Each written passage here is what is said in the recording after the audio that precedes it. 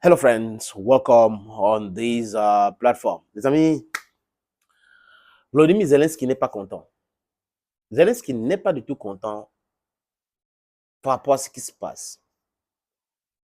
Lors du riposte de l'Iran, parce qu'il faut présenter les faits, l'Iran a vu son consulat ou une partie de son consulat bombardé à Damas par Benjamin Netanyahu.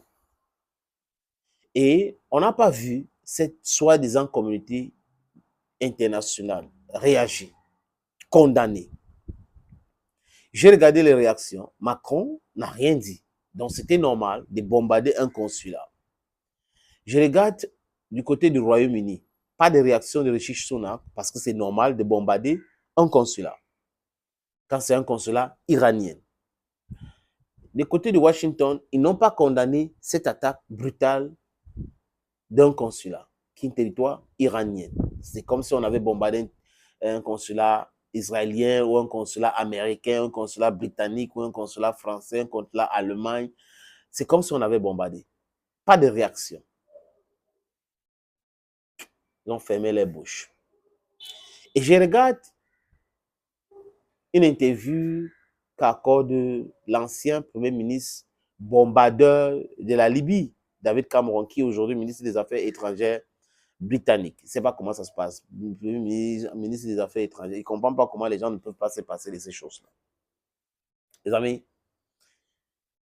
Cameron, interviewé par une dame, on lui pose la question sur si, la dame lui demande si le consulat ou l'ambassade britannique est bombardé aujourd'hui par un tiers pays, qu'est-ce que vous allez faire? Il dit que les Britanniques vont réagir violemment. Donc, il y aura une réponse violente à cette attaque-là, parce que c'est un territoire britannique. Dixit David Cameron. La femme là lui pose la question. Mais bon, maintenant, on a bombardé le consulat iranien. Donc, l'Iran a le droit de riposter.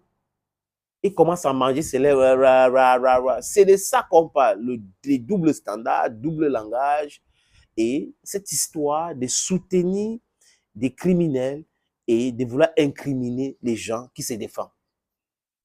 Donc, on soutient, je répète, des criminels et on veut criminaliser ceux qui se défendent. Donc, l'Iran s'est défendu. C'est de ça qu'il est question. Et de façon musclée, pour montrer que on a la capacité de faire face à ce que vous êtes en train de faire là. On peut le faire. On envoie les drones après les missiles et tout cela. Et on nous explique que le dôme de fer a tout détruit. Et si le dôme de fer avait tout détruit, comment est-ce que les bases militaires ont été bombardées? L'Iran a pratiqué ce qu'on appelle la saturation du ciel. Il sature les missiles antidéfense construits en 2011 par les Américains en Israël. Et quand on sature, on envoie les missiles pour tirer. Et quand c'est trop là, ils larguent d'autres et c'est vulnérable.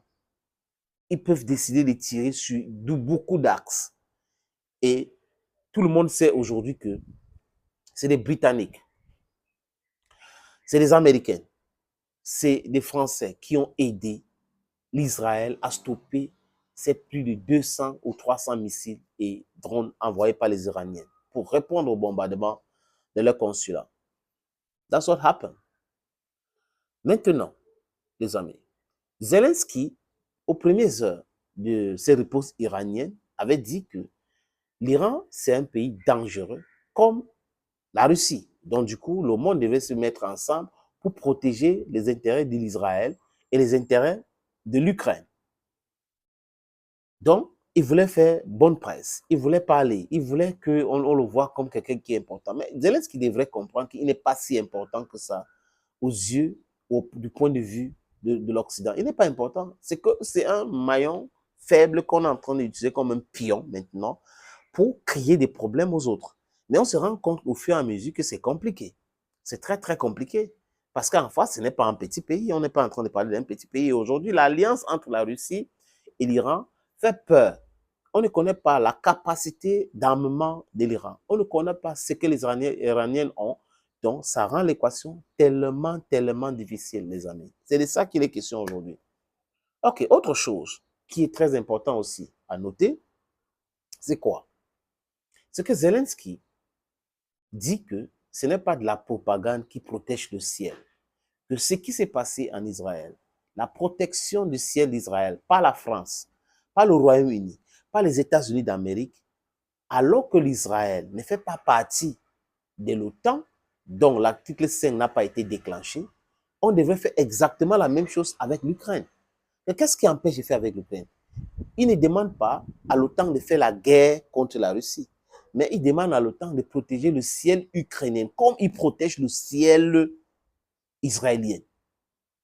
Et John Kirby a répondu à Volodymyr Zelensky que ce n'est pas la même situation entre la Russie et l'Ukraine et Israël, que ce n'est pas la même situation, donc on ne peut pas comparer ces situations-là. Et Zelensky, qui réagit encore pour dire que c'est le non-sens. Ce n'est pas une réponse, ça ne veut rien dire.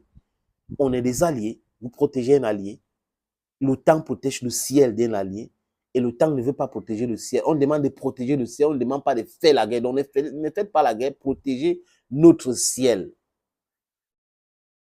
Et une fin de non-recevoir. Parce que quoi? Ce que Zelensky ne comprend pas, c'est que la Russie a la capacité de détruire ces engins de protection du ciel. Ce système, la Russie peut détruire. Parce qu'ils ont la technologie. Donc, les Américaines et les Otaniennes savent que c'est trop de risques d'envoyer ces matériels qui coûtent tellement cher et qui peuvent être détruits à tout moment. C'est le cas. La Russie a déjà visé ça et détruit près de 2 autres. Et l'autre jour, donc c'est les chars Léopard. Ces engins-là peuvent être détruits facilement par les Russes. Et les Otaniens ne veulent pas avoir affaire à une mauvaise publicité parce que l'industrie d'armement donne tellement d'argent et ce n'est pas uniquement l'Ukraine. Donc, il y a beaucoup d'autres pays que ces gars-là font les affaires avec.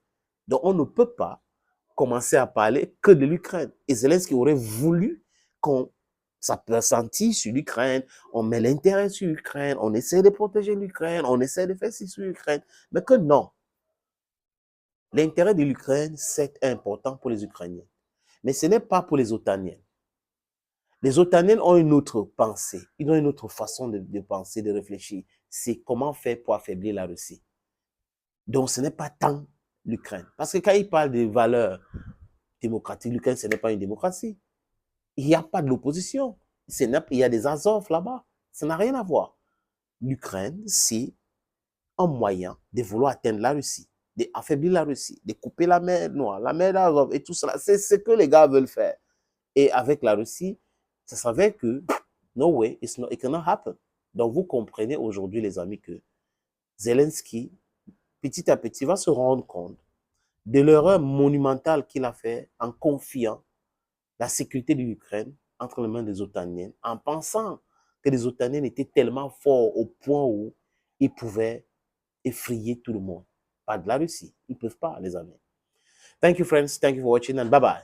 It's the former U.S. Embassy in Mombasa. You found a wallet, souvenir. 1915. It should be. Wow. All right, we're going this way. How do they call this one? This one is a jumbo. It's a ferry. Et you can see a ship. Il y a un bateau qui transporte les conteneurs qui est en train de traverser là, de l'autre côté. Nous sommes à Mombasa, près du port de Mombasa. Regardez le monde qui sort dans cette bateau qui essaie de traverser. We call it ferry. Je crois pour ceux qui sont dans le sud-ouest du Cameroun, in Pernamboko, we have something like this, but it's not this big. We have something like this in Pernamboko. Dans le monde qui sort, how many people can be transported by this ferry? Approximately. Because see, people are still coming out. Yeah, I think more than 3,000 people are in this ferry.